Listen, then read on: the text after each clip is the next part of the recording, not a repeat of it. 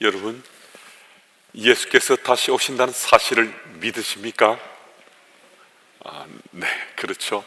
우리 가운데 이 사실, 예수께서 다시 오신다는 이 사실을 믿는 것은 거의 대부분이 잘 믿고 있습니다. 그럼 이렇게 질문해 보면 어떨까요? 예수께서 다시 오시는 그날을 잘 준비하고 계십니까?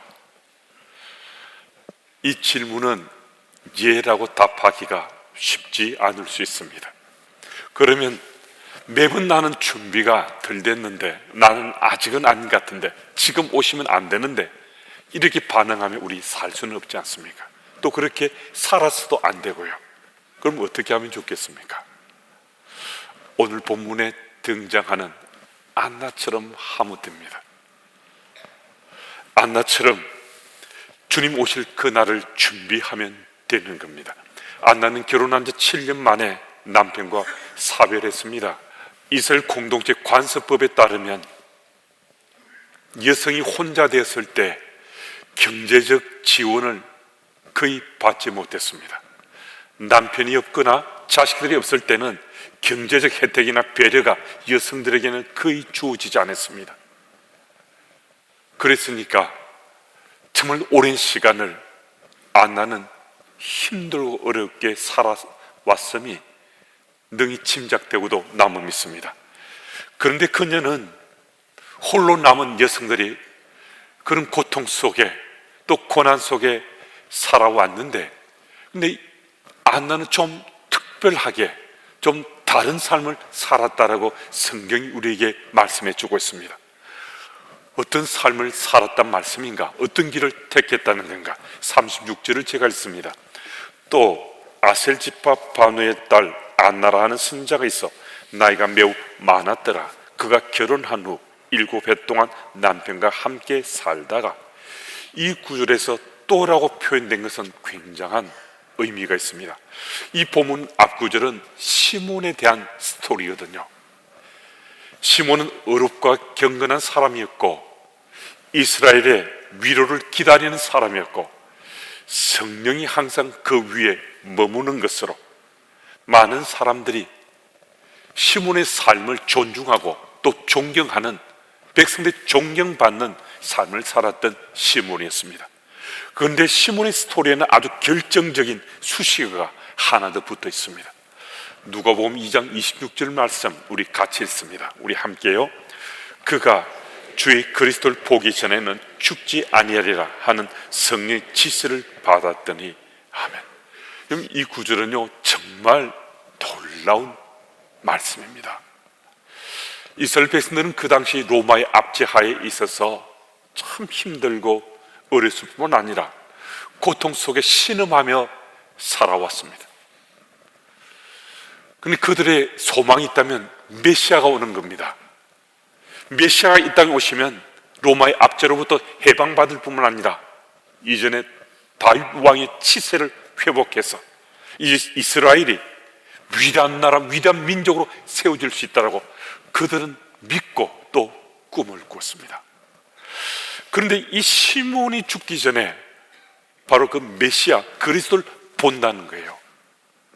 정말 쇼킹할 정도로, 충격적일 정도로 놀라운 사실이 시몬을 통해서 많은 백성들에게 전해지고 들려졌다는 겁니다.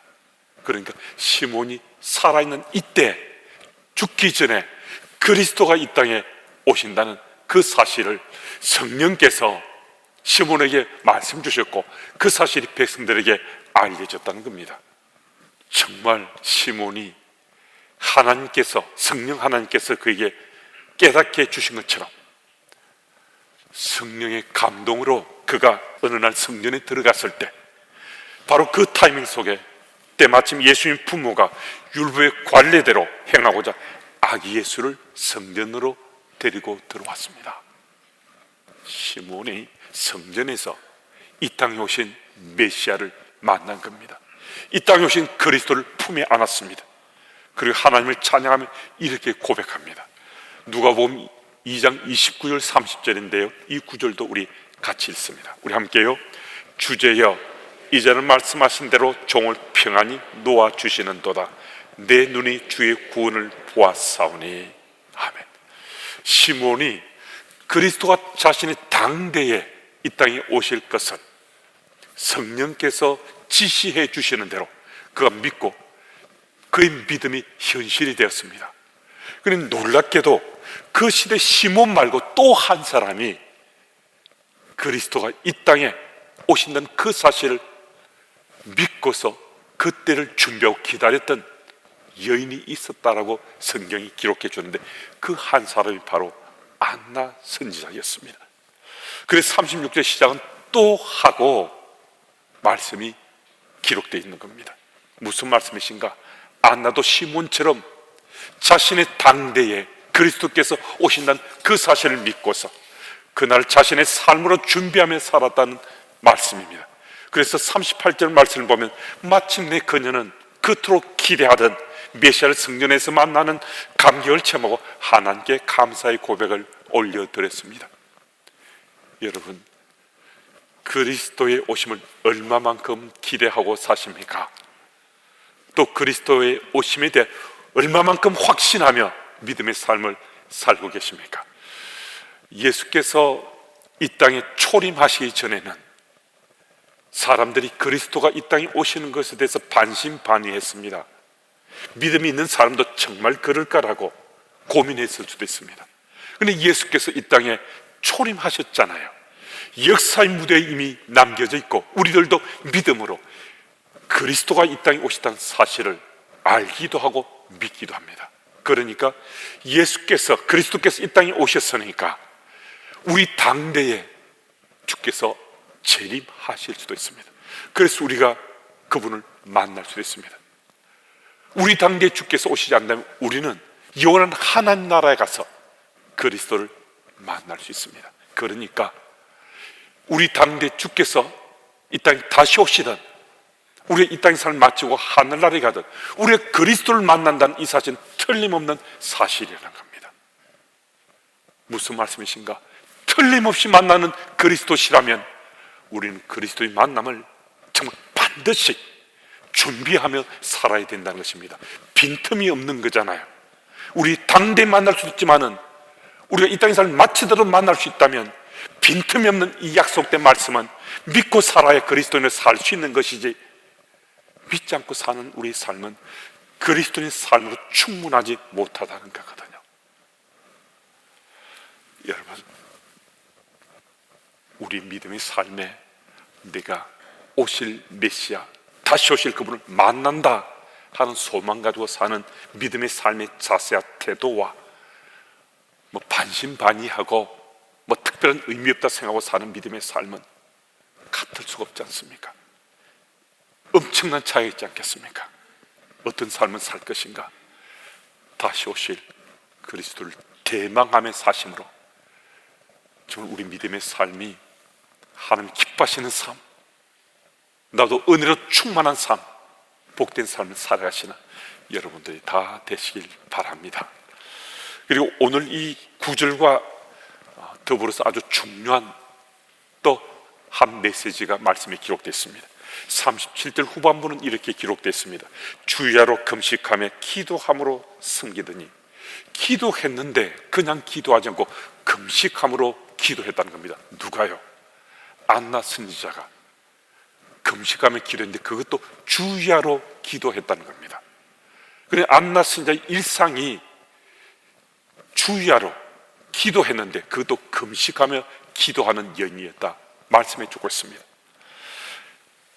안나의 삶은 자신을 기도하며 걸었던 여인인 것을 말씀이 밝혀 보여줍니다.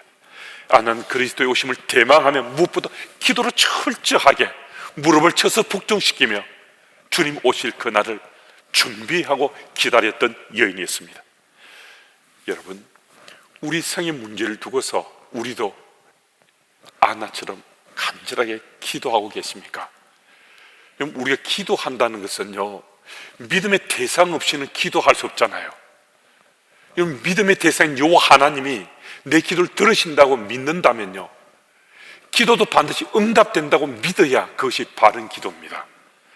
우리 기도하잖아요. 기도하는데 이게 응답될지 안 될지 모르겠다, 응답 안 될 거야, 이런 생각으로 기도한다면 그러면 기도 하나만 한 거잖아요. 그럼 이건 바른 기도가 아니라는 걸 스스로 인정하는 거지 않습니까?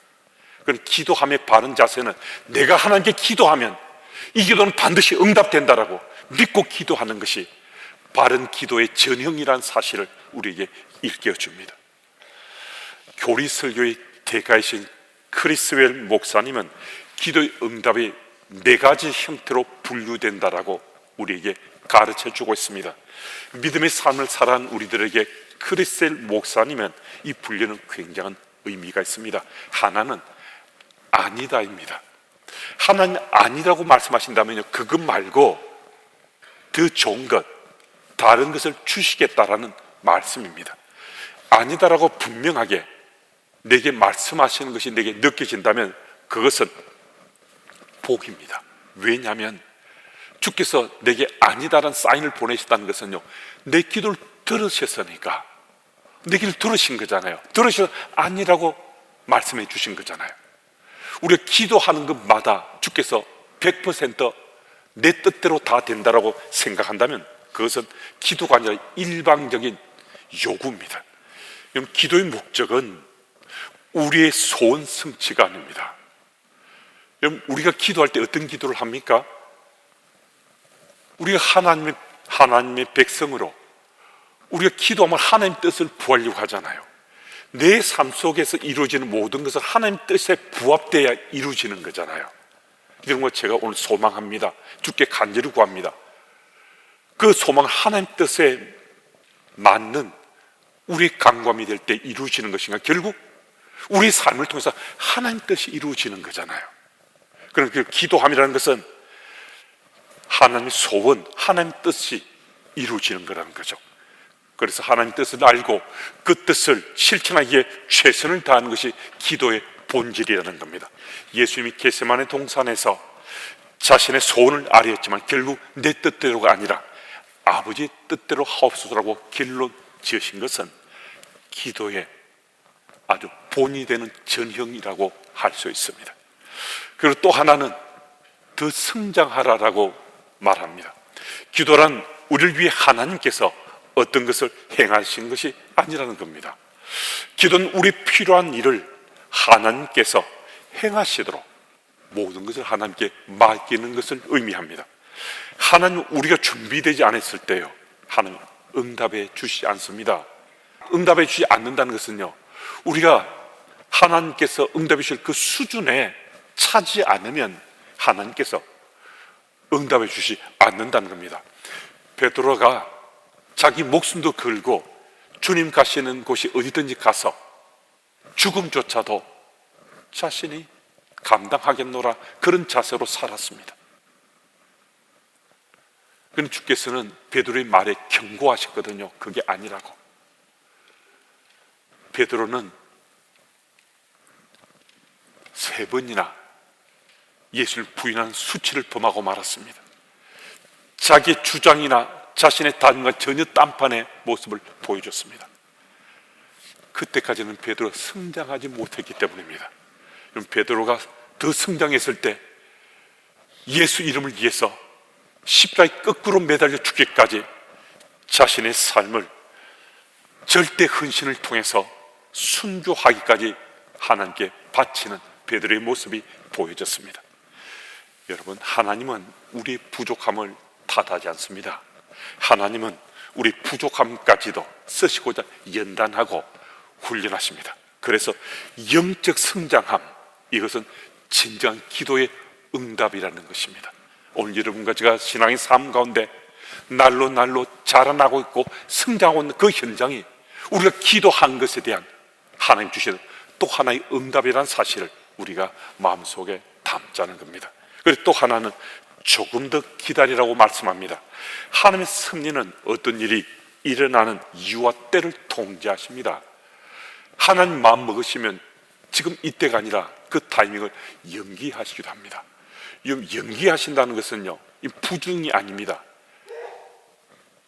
적극적인 긍정을 통해 하나님께서 연기하시기도 합니다. 하나님의 시간은 가장 완벽합니다. 하나님 시간은 가장 완전합니다. 하나님께서는 하나님의 가장 완벽한 타이밍 속에 우리가 소망하는 그 소망에 응답해 주신 분이니, 그래서 좀 더 천천히 기다리라고, 슬로우하라고 우리에게 말씀하십니다. 여러분, 우리는 한때 두 때는 기도할 수 있습니다. 그런데 지속적으로 포기하지 않고 기도하는 것은 쉽지 않습니다. 한 진정한 기도자는, 기도하는 사람은 포기하지 않고 계속해서 우리 기다리며 기도하는 사람입니다.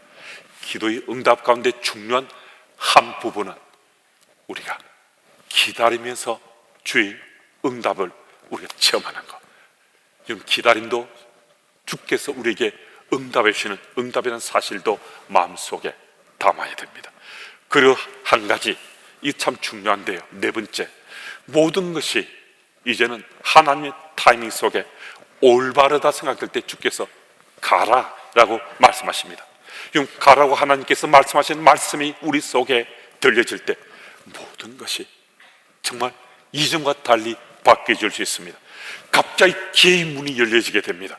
기적이 일어나고 희망의 사건이 나타나고 하나님께서 우리 기도에 적극적으로 개입하셔서 모든 것을 이루신다는 그 사실이 믿어져서 가라 하시는 대로 우리가 가면 된다는 것입니다. 아니다, 더 성장하라, 더 기다리라, 이 모든 것은 다 하나님의 응답이지만 가라라는 긍정적인 응답이야말로 우리 기도 생활을 좀 더 힘있게 하는 기도의 체험이 될 수 있습니다. 여러분, 오늘도 우리는 기도합니다. 믿음의 삶을 사는 우리들 어떻게 기도하지 않겠습니까? 여러분, 기도할 때 욕심이 아니라 하나님께 필요를 채우신다는 사실을 믿고서 기도하면 그 기도는 반드시 응답된다. 하나님은 우리의 기도를 들으시는 하나님이시기 때문에 기도의 응답에 다양한 형태가 있지만 그 기도는 모두가 다 응답된다는 이 사실을 믿고서 기도의 무릎을 꿇을 수 있어야 된다는 것입니다. 그래서 오늘도 기도하면 우리 기도는 반드시 응답된다라고 믿고 기도하는 것이 바른 기도의 자세인 것을 꼭 마음에 간직해야 되겠습니다. 여러분, 오늘 우리가 주님 오실 그날을 준비하는 가장 필수인 것 중에 하나가 기도하는 것. 그것도 내가 기도하면 기도하는 그 모든 것에 주께서 응답이 주신다 하는 것이 바른 기도라는 사실을 마음속에 간직하는 것, 이 정말 필요한 것입니다. 그리고 38절 말씀을 제가 읽습니다. 마침 이때 나와서 하나님께 감사하고 예루살렘 속량을 바라는 모든 사람에게 그에 대하여 말하니라. 오랫동안 기도하고 또 열망하던 메시아가 이 땅에 오셨음을 안나 선지자는 체험했습니다. 얼마나 감격스럽고 또 감사했겠습니까? 결혼한 지 7년 만에 과부가 되고 그 이후 정말 힘들고 어렵게 84세까지 여기까지 이르렀는데요, 오실 메시아를 기다리는데 메시아가 오셨습니다. 그 소망이 정말 특별했지 않겠습니까? 그런데 안나 선지자의 삶은 고통 속에 신음하며 산 것이 아니라 오실 메시아를 대망하며 살았기 때문에 그의 삶은 많은 사람을 위해서 헌신하고 섬김의 삶을 살 수 있었습니다. 그리고 어느 날 어느 순간부터 그녀의 이름에 선지자라는 이름이 붙여지기 시작했습니다. 안나 선지자의 삶이 어느 순간부터 선지자로 칭함받게 됐다는 거거든요. 구약시대는 하나님께 특별 계시를 받은 수많은 사람들이 선지자로 세움받았습니다. 시대를, 공간을 뛰어넘을 때마다 수많은 선지자들이 그들의 사건이나 아니면 여러 사고나 또 기타 나라의 분쟁이 생기거나 또 나라가 새롭게 세워져 갈 때도 언제나 선지자들이 등장했습니다. 구약시대는 그만큼 수많은 선지자들이 나타났지만 신약시대는 손으로 꼽을 정도만, 정말 극소수의 선지자만 선지자로 칭함을 받았습니다. 36절 말씀을 보면 안나가 바로 그 시대 백성들의 신망을 한 몸에 받고 있는 선지자, 공적인 역할을 감당했습니다. 정말 놀라운 거거든요. 과부입니다. 누구도 돌봐주지 않습니다. 힘들고 어렵게 살 수밖에 없는 환경입니다. 그럼에도 그녀는 많은 사람들 섬기고 주를 위해 기도에 무릎 꿇고 살아가던 그의 삶의 족적이 선지자란 칭호를 받는, 백성 존경받는 그런 삶을 살았다는 것입니다. 여러분, 안나 여선지의 삶은 정말 놀라운 겁니다. 자신의 삶에 하나님께서 약속하시고 그가 소망하는 것이 이루어졌습니다. 이제는 은퇴해도 되는 거 아니겠습니까? 이제는 물러서서 이제 주께서 안나 선지자를 부른 그날을 카운트다운 하다가 내 주님하고 하늘나라에 입성하면 됩니다. 그런데 안나 선지자는 그렇게 하지 않았습니다. 그녀의 남은 삶에 대해서 그리스도가 이 땅에 오셨노라고 세상 속에 선포하고 증거하며 남은 삶을 살아갔습니다. 여러분, 우리가 간절히 구하는 것이 우리에게 응답될 수 있습니다. 안나 여선지자처럼요. 안나가 주님 앞에 간절히 구했을 때 응답됐습니다. 그런데 그 응답을 자기 속에만, 자기만 만족하고 누리는 것이 아니라 온 백성들에게 그리스도가 오셨노라고 함께 더불어 그리스도가 이 땅에 오셨다는 그 사실을 세상에 선포하고 주의 은혜 가운데 더불어 살기를 원했습니다.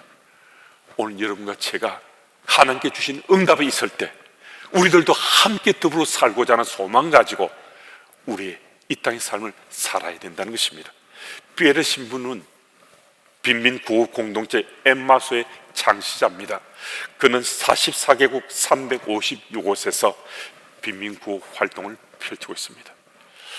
이분이 이렇게 남다른 삶을 살게 된 것은 어렸을 적에 겪었던 한 사건 때문이었습니다. 피에르가 8살 때 남몰래 잼을 훔쳐먹다가 들켰습니다. 그래서 벌을 받게 됐는데 그 벌로 사촌 집에서 열리는 가족 파티에 참석하지 못하도록 벌 받은 겁니다. 파티가 끝난 후 가족들이 밤늦게까지 뒤풀이를 하는데 형이 이렇게 말합니다. 진짜 재미있어서 기막힌 장난감도 정말 많았고 얼마나 좋았는지 몰라. 형이 이 이야기를 들으면서 너무 화가 난 겁니다. 피에르가 이렇게 말합니다. 좀은 뭐해? 내가 그 자리에 없었는데. 정말 기분 상해하면서 밖으로 튀어나가고 말았습니다. 피에르 아버지가 따라 나가서 피에르를 붙잡아서 다시 방으로 데려왔습니다. 그리고 말했습니다. 너는 너밖에 모르냐? 너는 다른 사람이 행복향을 보고서 기뻐할 줄 모른단 말이냐? 이제 8살짜리 꼬만데요. 아버지가 이 말 한 걸 듣고 이 아이는 마음속에 충격을 받았다라고 먼 훗날 그 당시 상황을 이렇게 수레하고 있습니다. 그 말을 듣는 순간 나는 새로운 지평성을 보게 된 것 같았습니다. 아버지의 슬픔과 그림 속에서 나는 사랑의 새로운 차원을 보게 되었습니다. 내가 행복하면 나도 행복하고 내가 고통받으면 나도 고통받는다는 진리를 발견한 것입니다. 더불어 살아가는 삶의 진리를 깨달았다는 것입니다. 여러분, 오늘 우리가 그리스도의 대망을, 그리스도의 오심을 대망하며 우리가 살아가고 있다면 나만을 위한 것이 아닙니다. 우리만 영생을 얻고자 하는 것도 아닙니다. 나와 더불어 살아가는 사람들도 그리스도의 오심을 대망하며 영원한 생명을 맛보고 누릴 수 있는 그 자리까지 함께 나가야 한다는 것입니다. 더불어 살아가는 이들이 행복하면 나도 행복하고, 더불어 살아가는 이들이 고통받으면 나도 고통성이 있다는 이 사실을 기억해서 오늘도 그 질을 가슴에 간직하고 다시 오실 그리스도를 대망하며 살아가시는 여러분들이 다 되시기를 축복합니다.